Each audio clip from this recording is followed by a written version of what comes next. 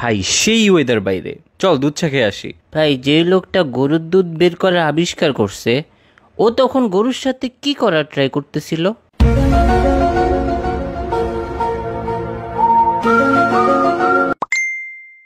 আবার আমার মাথা খাবি তুই?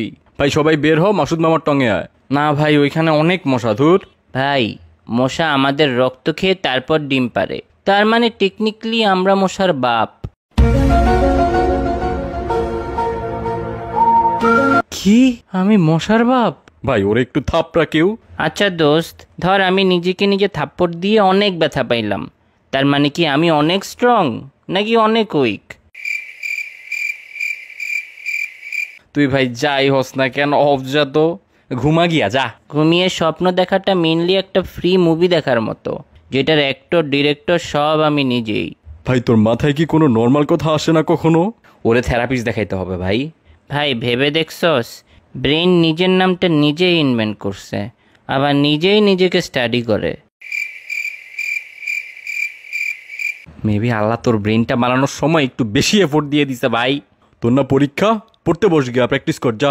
ভাই কথায় আছে প্র্যাকটিস মেক্স এভরিওয়ান পারফেক্ট, আবার এটাও কথায় আছে নোবডি ইজ পারফেক্ট। তাহলে প্র্যাকটিস করে লাভটা কি? হ্যাঁ কি ভাই, সব প্রোডাক্টেরই ব্যাড রিভিউ আছে, কিন্তু প্যারাশুটের কখনো ব্যাড রিভিউ হবে না। হ্যাঁ কেন? আরে বেটা, ব্যাড রিভিউ দেওয়ার জন্য ওই প্যারাশুট ইউজারকে বেঁচে থাকতে তো হবে।